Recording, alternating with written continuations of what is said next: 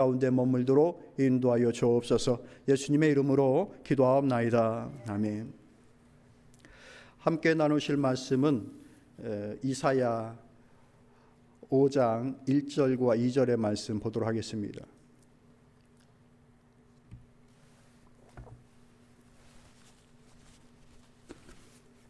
구약성경 972쪽에 있습니다. 이사야 5장 1절과 2절 같이 있습니다. 나는 내가 사랑하는 자를 위하여 노래하되 내가 사랑하는 자의 포도원을 노래하리라. 내가 사랑하는 자에게 포도원이 있으며 심히 기름진 산이로다. 땅을 파서 돌을 제하고 극상품 포도나무를 심었도다. 그 중에 망대를 세웠고 또 그 안에 슬투를 팠도다. 좋은 포도 맺기를 바랐더니 들포도를 맺었도다. 아멘. 좋은 포도를 내는 성도라는 말씀의 제목으로 함께 은혜를 나누고자 합니다. 1절과 2절을 읽었는데 오늘 5장 전체가 오늘의 말씀의 배경이 되겠습니다. 어렸을 때 겪었던 일 중에 하나인데요. 농부들이 이제 수확을 하고 나면 거둘 만큼 다 거두고 나면은 그 나머지는 그냥 좀 놔둡니다. 그래서 필요한 사람은 뭐 그거라도 좀 이제 내가 얻겠다 하면 그것을 갖다 쓰는 거죠. 그걸 가리켜서 이삭이라고 합니다. 동네에 수박밭이 있었어요. 수박밭. 근데 수확을 다 끝낸 거예요. 이제 친구들이랑 그 수박밭을 이렇게 기웃거렸는데 아직 그 시장에 팔만한 것 같은 수박이 많이 있는 거예요. 이렇게 어른 머리만한 사이즈의 수박들이 듬성듬성 있는 거예요. 야, 이거 오늘은 이거다. 친구들과 함께 큰 자루를 준비해가지고 수박 몇 덩이를 이렇게 그만한 것들, 큰 것들, 큼직큼직한 것들을 갖다가 넣었어요. 그래가지고 시냇가 이제 그 물가 있는 데다가 놓고 놀고서 한참 놀고 이제 이게 시원해졌을 거다라고 생각하고서 이제 시간 지나서 꺼내 먹는 거예요. 도란도란 얘기 나누는 거죠. 이야, 이건 수박이 아니라 대박이다. 야, 이렇게 큰 게 이렇게 남아 있다. 야, 하면서 시간이 지나서 이제 먹으려고 나와서 수박을 딱 쪼개는 거예요. 어떻게 됐을까? 여러분 수박을 빨간 것만 보셨죠? 이 수박을 열었는데 허예요. 수박이 익질 않으면 그 속이 하얗습니다. 이게 사이즈는 분명히 익은 사이즈일 만한 그 크기인데 이게 익지 않은 거예요. 주인은 어떻게 그렇게 잘할까요?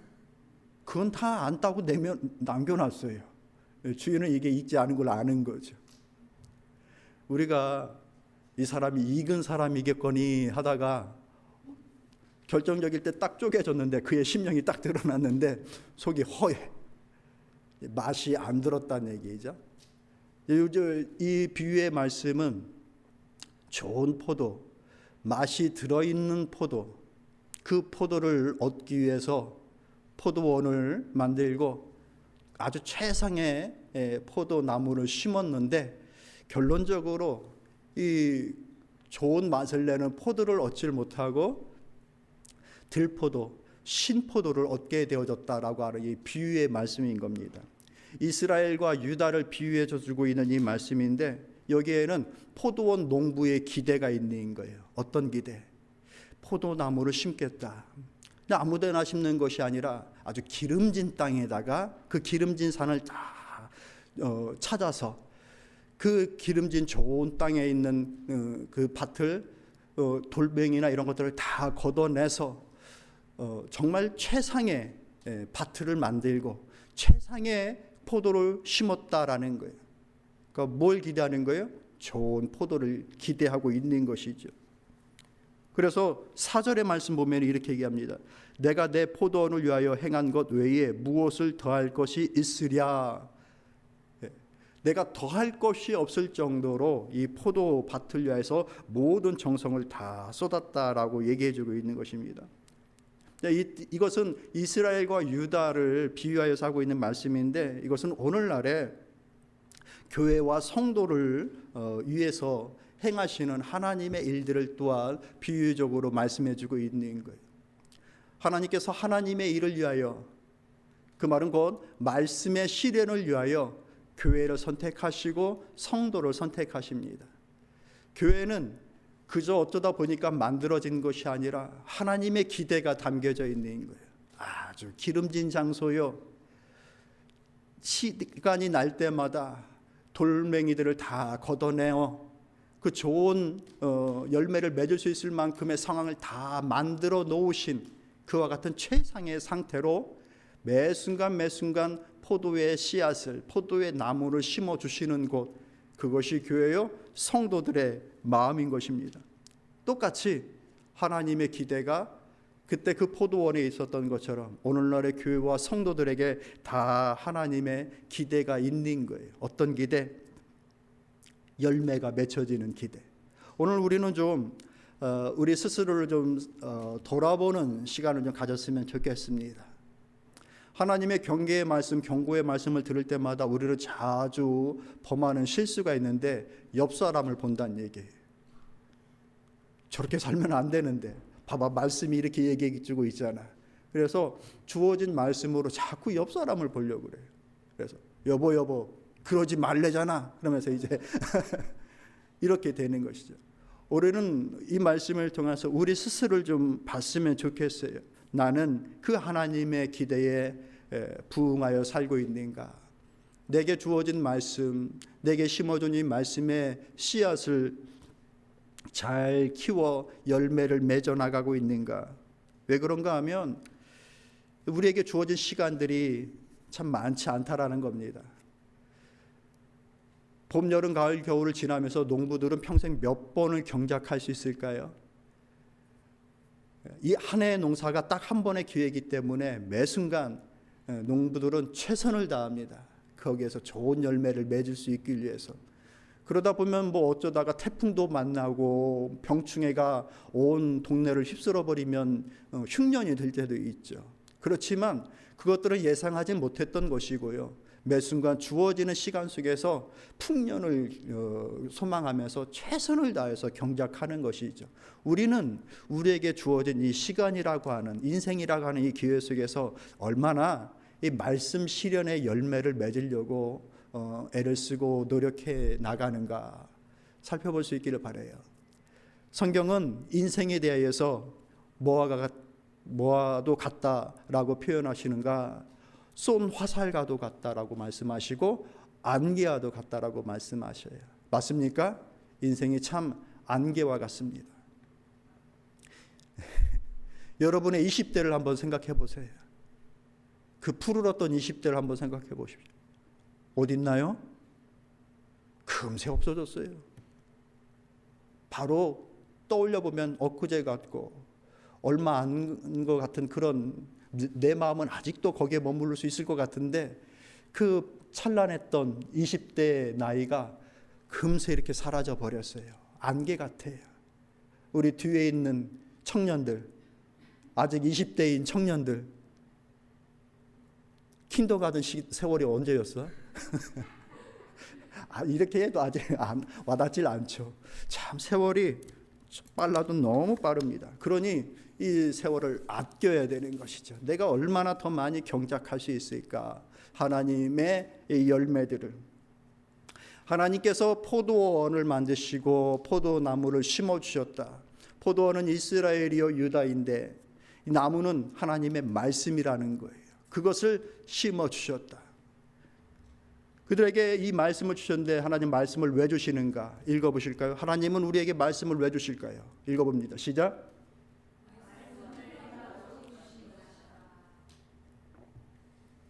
하나님의 말씀은 우리가 행하도록, 하도록 그 목적을 두고서 우리에게 주신 거예요.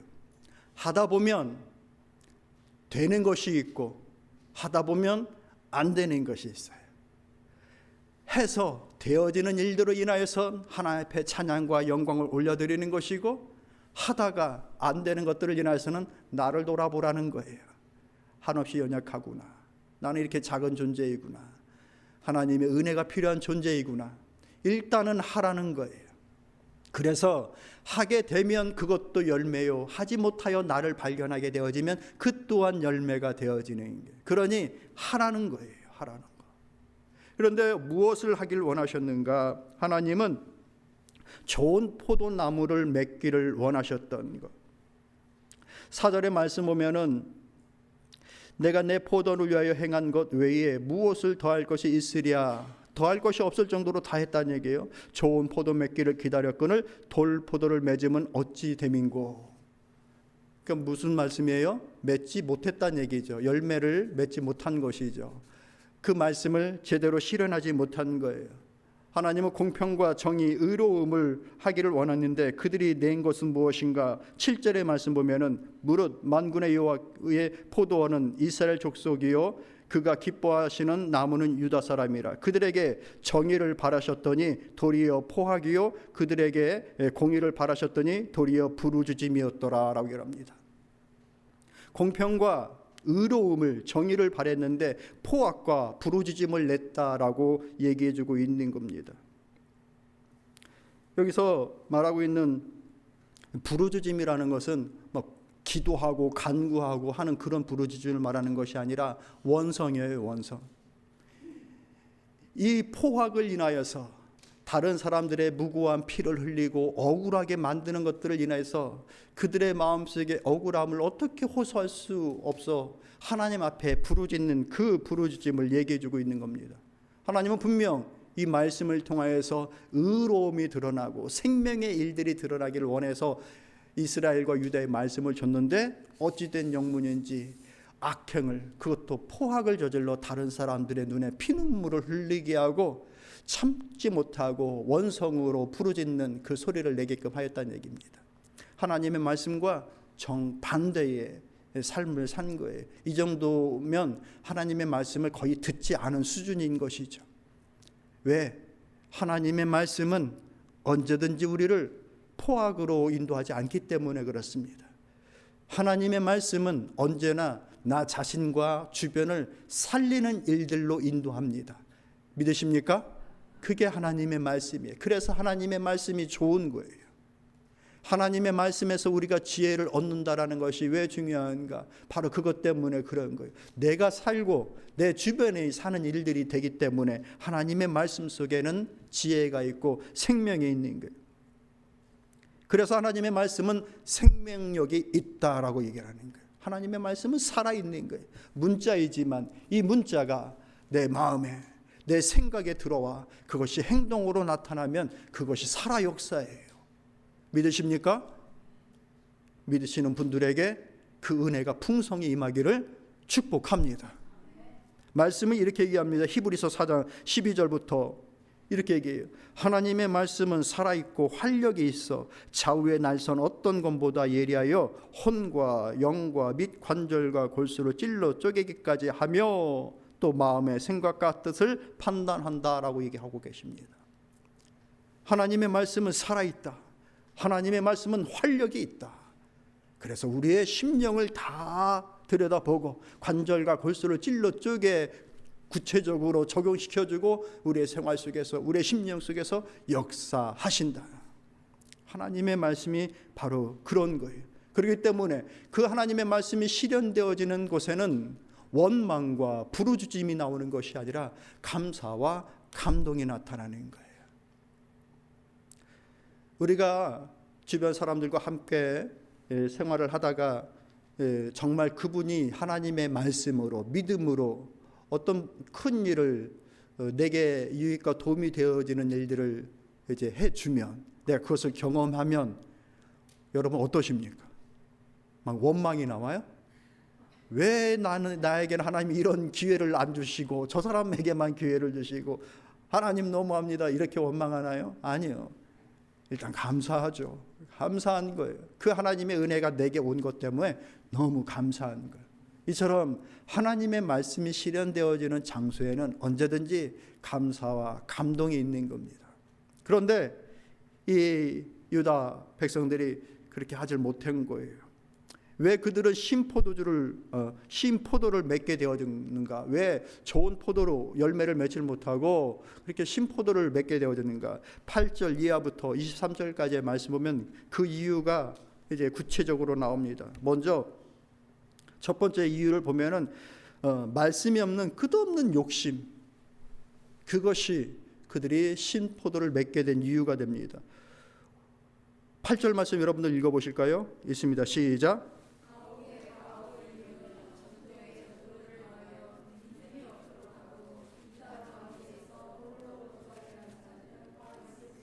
아멘. 마치 저 사람이 살아가는 방법을 봤더니 자기 혼자 살 것처럼 집에 집을 더하고 땅에 땅을 더하고 욕심이 끝이 없는 거예요. 사람이 살아가면서 꿈을 꾸고 그것을 실현시키고 성취해 나가는 일들은 대단히 중요한 일이고 귀한 일입니다. 아무것도 얻으려고 하지 않고 살아가면 그게 무슨 그 인생의 보람을 찾을 수가 있겠습니까? 목표한 것을 이루어 나가는 것, 중요한 일이죠. 그런데 그 일이 누군가의 눈에서 피눈물을 흘리게 하면서 쌓아가는 것이라고 한다면 그것은 악이 된다는 얘기예요. 오히려 내가 쌓아놓은 것들을 통해서 누군가에게 유익이 되어지고 도움이 되어지는 일들이 된다고 한다면 그것은 좋은 마음이라고 말씀하십니다. 여러분, 좋은 마음으로 집을 세우고 땅을 기경하는 여러분들 다 되시기를 축복합니다. 거기에 성공의 의미가 있는 것이죠. 내가 성공했는데 누구도 박수를 쳐주지 않고 다 시기하고 소망하는 거예요. 뭐를? 저 탑이 무너지기를. 그럼 그건 성공 아니잖아요. 예. 그러니까 우리가 누군가가 성공하는 것을 날마다 박수 쳐주고 응원해주고 참 잘 됐습니다. 어쩜 그렇게 잘 되십니까? 그렇게 응원 받으면서 성공할 수 있다라고 한다면 그게 좋은 땅이라는, 좋은 마음이라는 거예요. 주님이 말씀하십니다. 세상에 있는 사람들의 밭을 여러 것으로 표현할 수 있는데 어떤 사람의 밭은 마치 길가 같이 딱딱하여서 어떤 씨도 심겨지지 않을 그런 밭도 있고, 돌짝밭 같은 그런 밭도 있어서 조금 자라는 것 같은데 금세 다 말라버리는 것도 있고, 어떤 밭은 가시 덤불 속에 있는 밭 같아서 자라나지만 더 이상 그것을 뚫고 나갈 힘이 없는 그런 유약한 밭도 있고, 그런가 하면 아주 좋은 밭도 있다. 심으면 다 뿌리를 내리고 자라고 열매를 맺는 그런 밭도 있다. 여러분, 어떤 밭 되기를 원하십니까?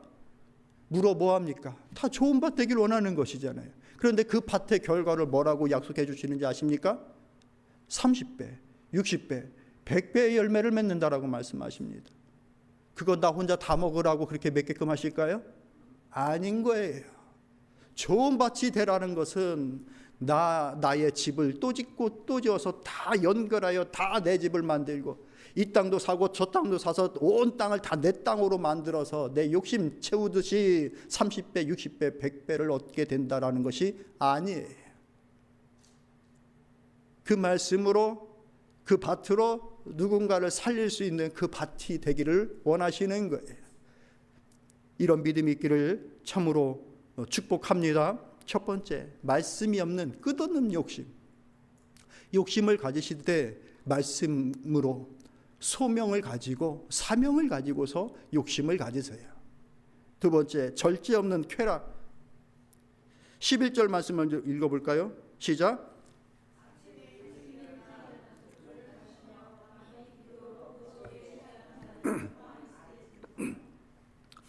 이 사람 정신이 깨어 있겠습니까? 최소한 순서를 바꾸면 조금이라도 이해할 수 있어요. 아침에 일어나서는 포도주를 마시고 뒤에 가서 독주를 마시는 건 조금이라도 여지가, 아침부터 독주를 먹는 거죠. 그리고 all day 제정신이 아닌 거죠. 그렇게 절제 없이 살아간다. 그러면서 비교되어지는 게 12절 연이어서 연애에는 수금과 비파와 소고와 포도주를 갖추었어도 여호와의 행하심을 관심치 아니하며 그의 손으로 하신 일을 생각하지 아니하는 것. 자기의 즐거움과 기쁨을 위하여서는 아침에 눈 뜨자마자 그리고 눈 감을 때까지 그렇게 세상에 취해 살면서 하나님의 일들을 위하여서는, 여호와의 행하시는 그 일들에 대하여서는 아무 관심이 없이 살아가는, 오직 내 즐거움만 위하여 살아가는 세대, 그것이 유다 백성들이었다라고 얘기를 하고 있는 거예요. 세 번째는 무엇인가? 주객의 전도입니다. 20절 말씀 여러분들 읽어볼게요. 시작.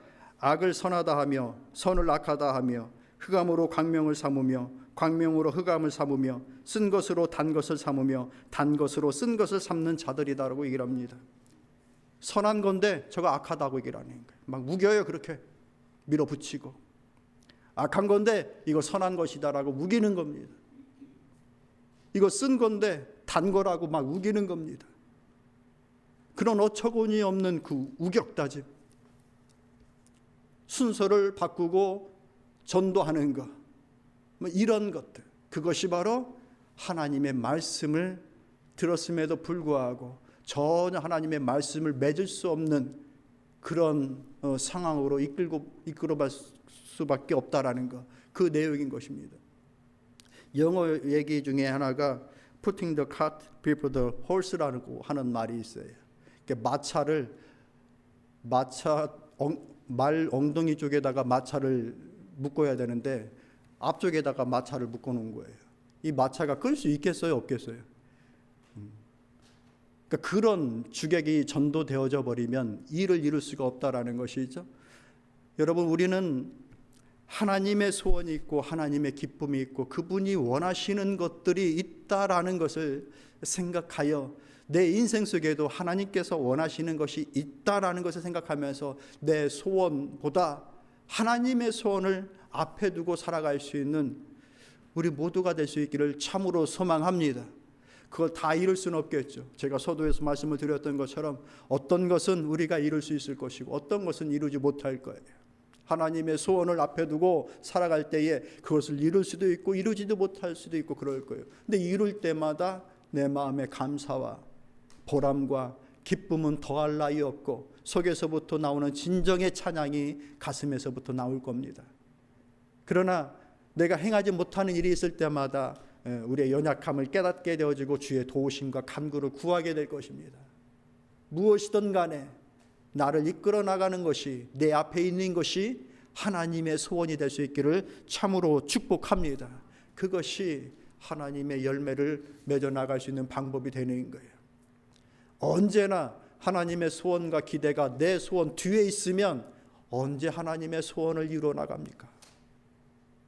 그 찬스가 오질 않습니다. 왜? 내 욕심과 내 만족이 채워지지 않는 거거든요. 이거 하고 이거 할게요. 하나님, 올해는 이거 하고 내년부터 그거 할게요. 내년에는 1년 후로는 안 되겠네요. 2년 후에 할게요. 자, 이렇게 자꾸 내 것이 먼저 오면 하나님의 것은 오지 않아요. 그러다가 어느덧 20대가 사라졌던 것처럼 30대가 사라지고 40대가 없어지고 50대가 없어지는 거예요. 되어지든 안 되어지든 하나님의 소원과 꿈이 내 소원 앞에 있게 그렇게 만들어 놓으시고 세팅하시고 우리의 인생을 살아갈 수 있기를 바랍니다. 그러면 많이 바뀌어집니다. 우리의 삶이 많이 바뀌어져요. 왜 이것이 우리에게 중요한가? 그들이 들포도를 맺어서 참포도를 맺지 못해서 그들이 얻게 되어지는 그 결과가 생각보다 굉장히 무섭기 때문입니다. 5절부터 시작되어진 말씀 보면 이렇게 얘기합니다. 이제 내가 내 포도원에 어떻게 행할지를 너희에게 이르리라. 내가 그 울타리를 걷어 먹힘을 당하게 하며 그 담을 헐어 짓밟히게 할 것이요 라고 얘기합니다. 단순한 문제가 아니라 이제 그 밭을 가질 이유가 없는 거예요. 보호하실 이유가 없는 거예요. 울타리를 치워버리고 담을 허물어 버립니다. 그래서 아무거나 무엇이나 다 들어와서 그 밭을 마음껏 황폐시켜도 아무 그 대책을 세울 수 없는 상황이 되어지고 맙니다.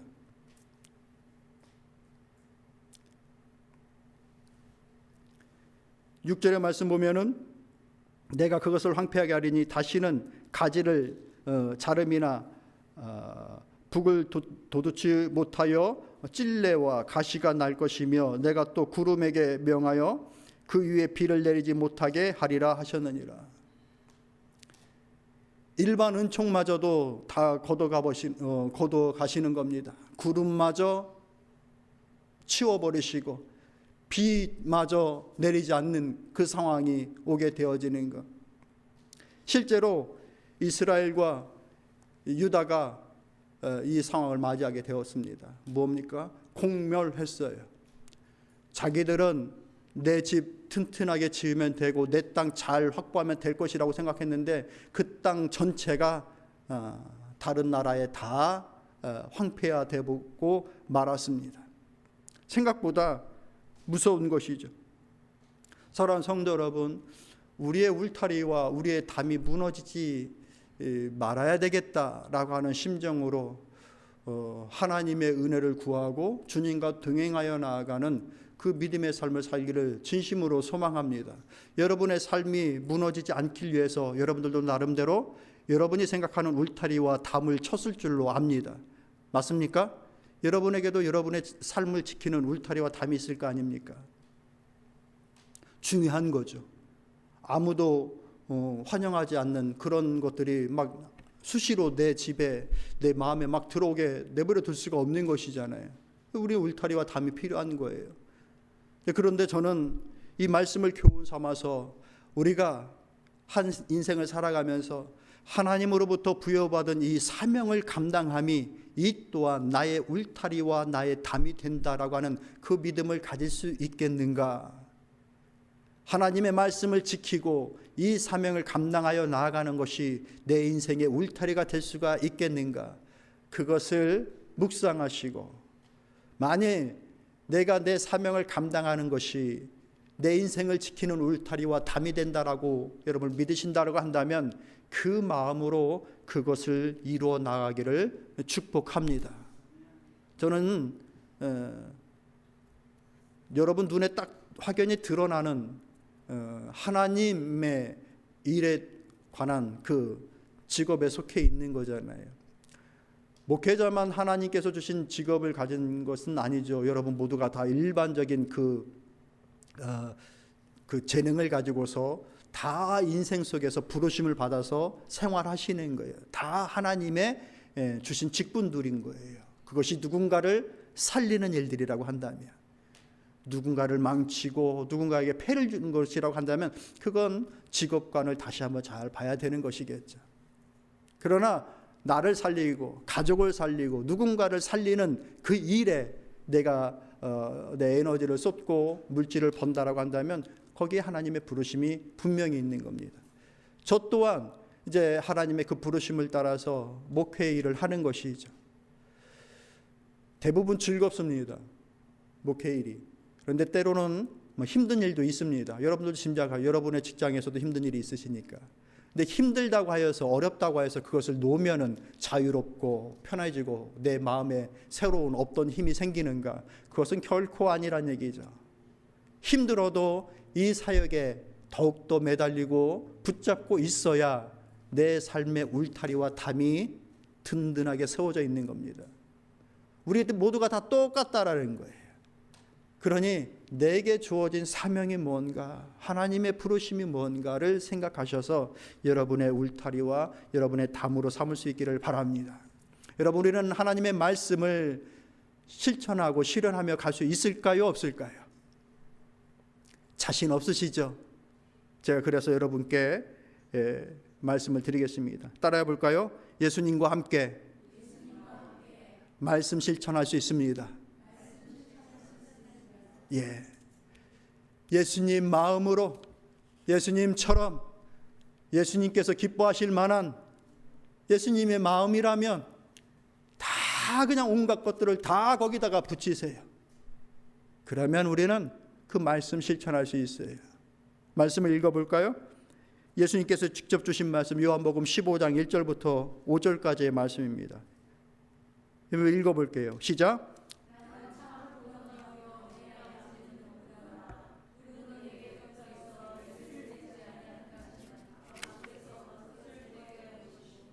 무릇 열매를 맺는 가지는 더 열매를 맺게 하려 깨끗하게 하시리니 너희는 내가 일러준 말로 이미 깨끗해졌으니 내 안에 거하라. 아멘. 거기까지. 내가 참 포도나무다. 내가 좋은 포도나무다. 들포도나무가 아니라 내가 참 좋은 포도나무다. 내 아버지는 농부다. 똑같은 비유의 말씀을 이렇게 얘기해 주고 계시는 거예요. 그러면서 하시는 말씀이 내 안에 거해라. 내 안에 거해라. 그러면 너희가 다 할 수 있다. 내 안에, 내가 그 안에 거하면 사람이 열매를 많이 맺나니 나를 떠나서는 너희가 아무것도 할 수 없음이라. 하나님 말씀을 예수님 밖에서 할 수 없다. 비록 좋은 일을 한다 하더라도 그것이 예수님 밖에서 하는 일이라고 한다면 내게 아무 소용이 없다. 고린도서 13장 말씀, 사랑이 바로 그런 거예요. 주의 사랑을 의지하여 행하는 일이어야 그것이 하나 앞에 영광이 되어지는 것. 이처럼 하나님은 예수 그리스도를 통하여서 우리를 기름진 산으로, 우리 안에 있는 커다란 돌덩이들을 다 제거하고 기경하면서 예수님께 딱 접붙여 주셨어요. 예수님으로 우리의 땅을 기름진 땅으로 기경시켜 주시고, 예수님의 그 은혜를 통하여서 우리를 접붙여 주심으로 열매를 맺을 수 있는 사람으로 그렇게 우리를 바꾸어 주신 거예요. 믿으십니까? 예수님과 함께 함으로 하나님의 말씀을 실천할 수 있어요. 행할 수 있어요. 그리고 또 그렇게 해야 되는 것이고, 요한복음 14장 12절에 이렇게 말씀하십니다. 내가 진실로 진실로 너에게 이르노니 나를 믿는 자는 내가 하는 일을 그도 할 것이요 라고 말씀해 주고 있습니다. 예수님께서 하신 말씀 일들이 뭡니까? 하나님을 사랑하고 그분의 말씀에 순종하며 주어진 사명을 감당하시고 주변에 있는 많은 이웃들을 사랑하시고 그 말씀으로 많은 심령들을 구원하시는 일들로 이끄셨어요. 고치시고 회복시키시고 함께 하셨어요. 우리도 그 일을 하는 거죠. 하나님을 사랑하고 하나님의 말씀에 순종하고 주변 사람들을 사랑하고 섬겨주고 함께 이루어 나가는 일들이에요. 그거 힘들어서 다 어떻게 합니까? 해보시면 그것이 새로운 힘으로 우리에게 나타나는 것을 분명히 체험하실 줄로 믿습니다. 하면 힘이 더 생겨요. 그것이 바울의 얘기예요. 바울의 고백이 디모데전서 1장에 이렇게 얘기합니다. 내가 전에는 비방자요 핍박자요 폭행자였다. 뭡니까? 이 유다 사람들과 똑같은 거예요. 자기의 욕심으로 폭행을 저질러서 많은 사람들이 원성을 하며 부르짖게 만들었던 인물, 그가 바로 바울이었어요. 그런데 그 바울이 무엇라고 고백합니까? 나를 능하게 하신 그리스도 예수 우리 주께 내가 감사함은 나를 충성되게 여겨 내게 직분을 맡기심이니라고 말씀해 주십니다. 예수 그리스도로 접붙여지니 내가 할 수 있는 능한 자가 되어지고 주님께서 나를 충성스러운 자로 여기시고 내게 직분을 맡겨주셔서 그 일을 감당할 수 있게끔 해 주신 겁니다. 사랑하는 성도 여러분, 우리도 그렇게 될 수 있는 거예요. 우리도 그렇게 될 수 있습니다. 안 믿으시는 것 같은데 같이 해볼까요? 나도 할 수 있다. 나도 하겠다. 마음을 잡수십시오. 마음을 안 먹어서 안 되는 거예요. 마음을 잡수십시오. 이렇게 말씀하셔요. 너희 속에 착한 일을 시작하신 이가 그리스도 예수의 날까지 이르실 줄을 우리가 확신하노니. 우리 안에 그 좋은 마음, 착한 마음을 가지면 하나님이 함께 하십니다. 근데 문제는 우리가 자꾸 잊어먹어요. 얼마마다? 이틀마다, 3일마다. 그래서 작심 3일이 필요한 거예요. 3일마다 새롭게 작심하셔요. 하나님의 일을 하겠다. 하나님의 일을 하겠다. 아침에 눈 떠서 다시 일터로 다시 주어진 시간을 하면 다시 잊어먹었으면 다시 내가 하나님의 뜻을 이루겠다. 실수하고 넘어졌으면 다시 하나님 내가 다시 하겠습니다. 다시 하겠습니다. 다시 하겠습니다. 그렇게 마음을 잡수십시오. 왜냐? 그것이 우리의 복의 근거가 되기 때문에 그래요. 따라 볼까요? 이것이 복의 근거다. 하나님께서 우리에게 복을 주시는 근거가 거기에 있는 거예요. 주의 말씀을 실현시켜 나가고자 행하고자 하는 그들에게 하나님께서 주시는 복인 겁니다. 이 말씀을 우리 같이 읽어볼게요. 고린도후서 9장 10절의 말씀 있습니다. 시작. 심는 자에게 씨와 먹을 양식을 주시는 이가 너희 심을 것을 주사 풍성하게 하시고 너희의 의의 열매를 더하게 하시리라. 아멘. 누구에게 씨와 먹을 것을 주신다고요? 심는 자에게. 그것을 하는 자에게, 하지 않는 자에게 씨앗을 주시 않는 거예요. 하나님은 심는 자에게 또 심을 수 있는 씨를 주시고, 심었으니까 먹을 것이 없는 것이 아니라 먹을 것 있게끔 심는 것 따로 먹을 것 따로 주시겠다. 이것이 심는 자에게 주시는 약속이에요. 사랑하는 성도 여러분, 우리는 하나님으로부터 밭을 부여받은 자들입니다. 이 포도원을 부여받은 자들입니다. 우리가 사랑하는 그 주님께서 우리에게 밭을 주셨어요. 경작할 수 있는 밭을 주셨어요. 문제는 우리가 얼마나 더 많이 이것을 경작할 수 있겠는가가 문제인 거예요.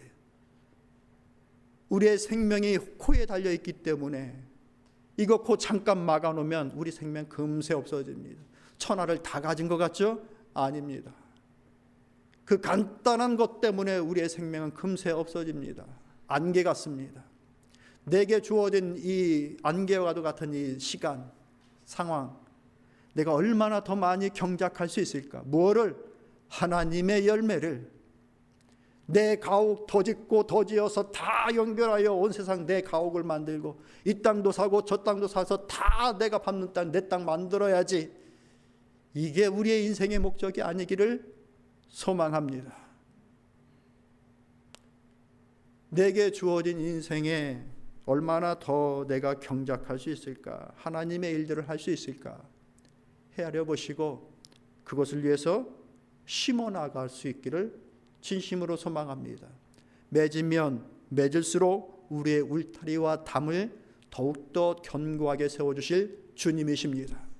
바울의 고백이 바로 그랬던 것입니다. 나를 능하게 하시고 나를 충성스럽게 여기시는 주. 그래서 그 주께서 다시 직분을 맡기시고 다시 직분을 맡기셨다. 여러분의 주신 밭을 헤아려 보시길 바랍니다. 먼저는 인생의 기회, 교회를 세워나가는 일들, 교회를 통해서 받은 직분들, 교회 속에서 받은 사명과 일상생활 속에서 내가 감당해야 될 사명, 그 모든 것들을 주님께서 베풀어 주신 포도밭이라 생각하시고 좋은 열매를 맺어 나가는 여러분들 다 되시기를 축복합니다. 참 좋으신